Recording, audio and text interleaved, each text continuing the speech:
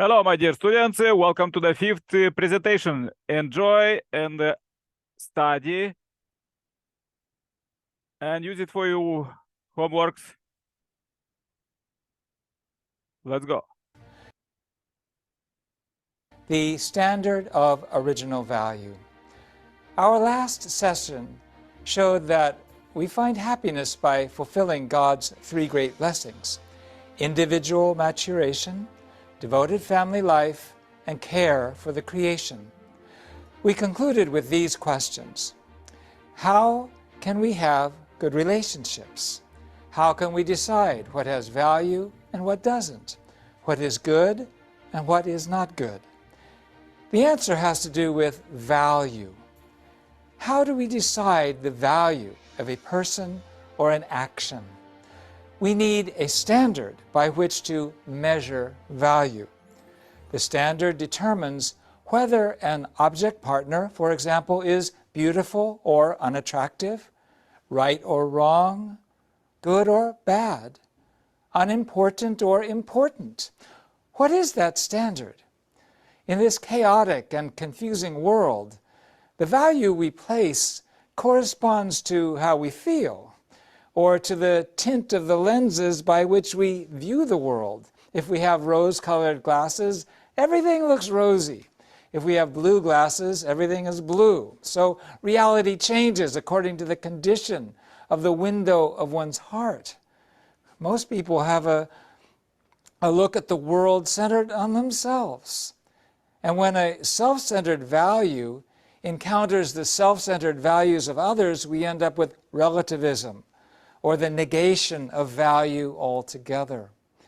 But this confusion about everything leads to conflict, sadness, and pain.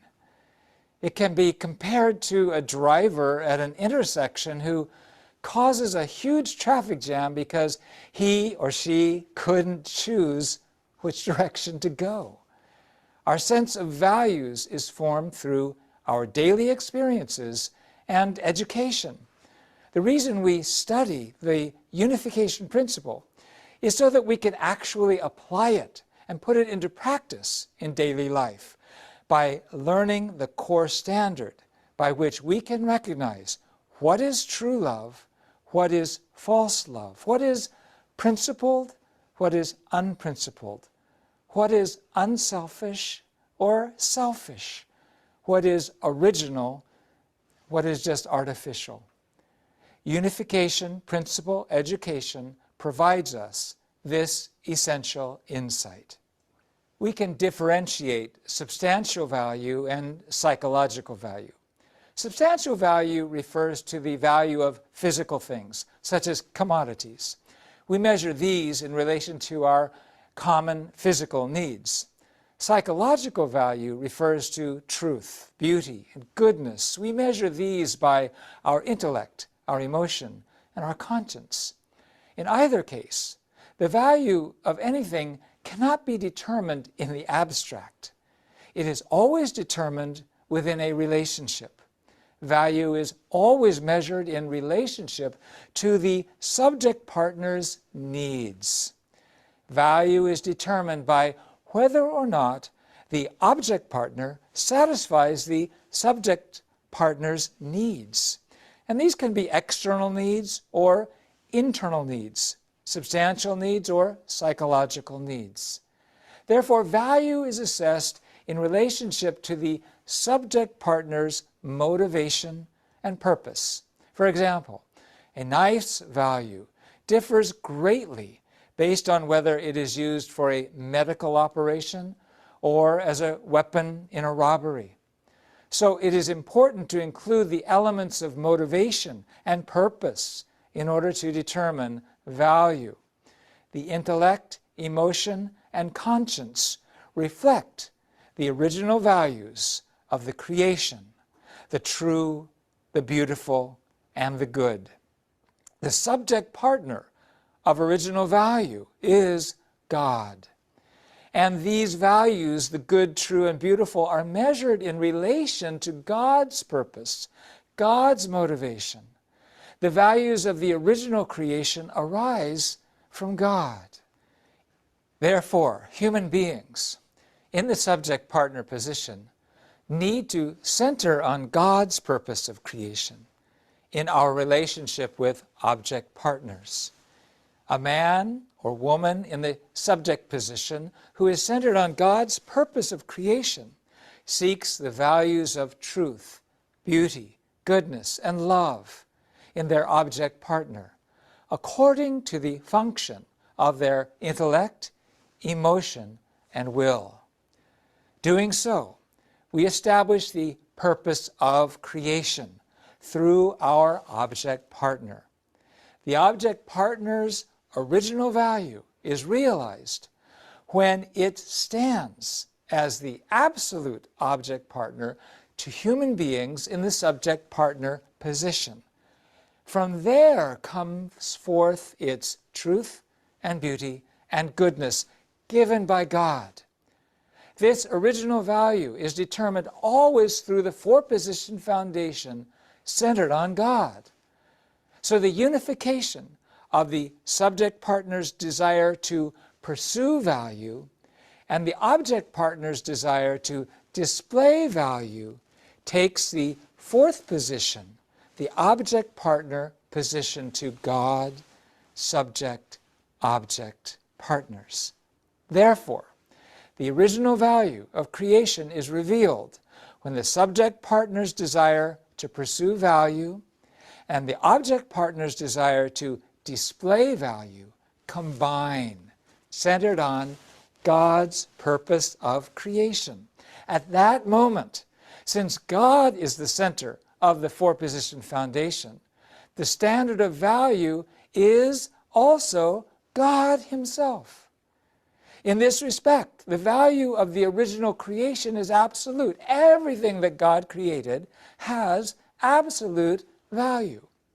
Likewise, the absolute value is realized when God's ideal of creation is achieved through the three great blessings.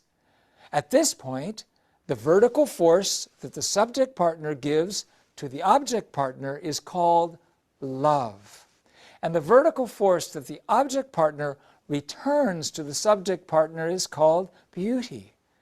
The power of love is active, and the stimulation of beauty is passive.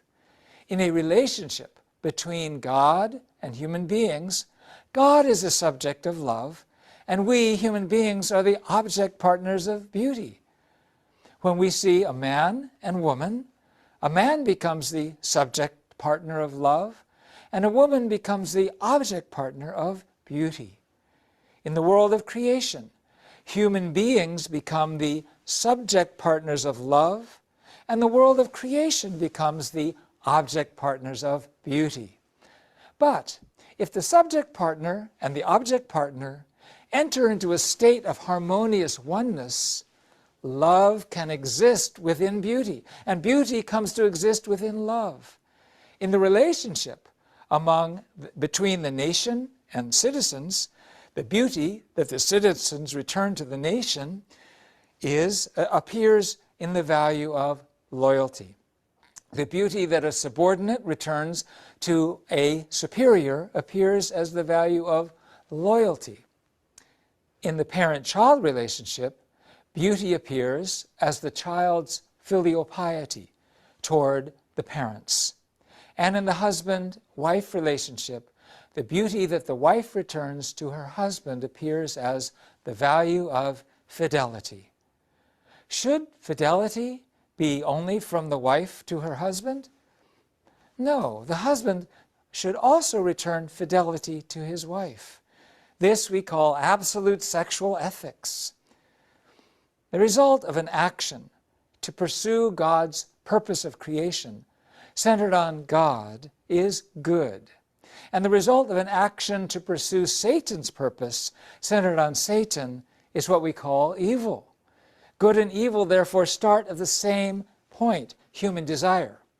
But the difference is the motivation, the purpose, and the direction of that desire. When the desire is to establish the purpose of goodness, righteousness is the result.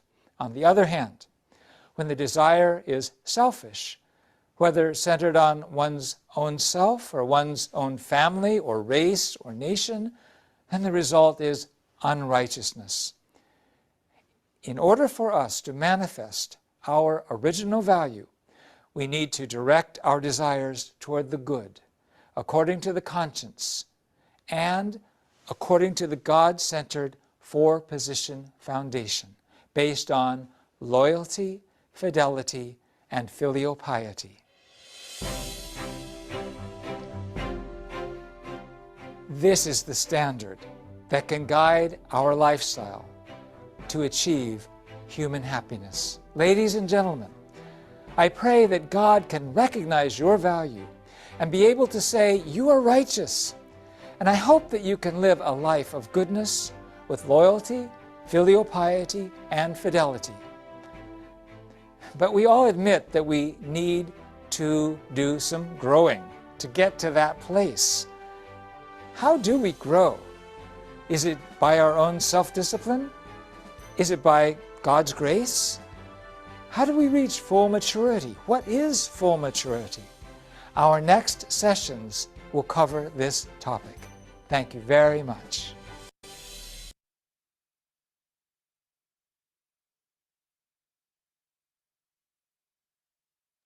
Thank you very much, students. This was a small presentation, a fifth one. So please act accordingly, the homework. Okay. And any question, just reply.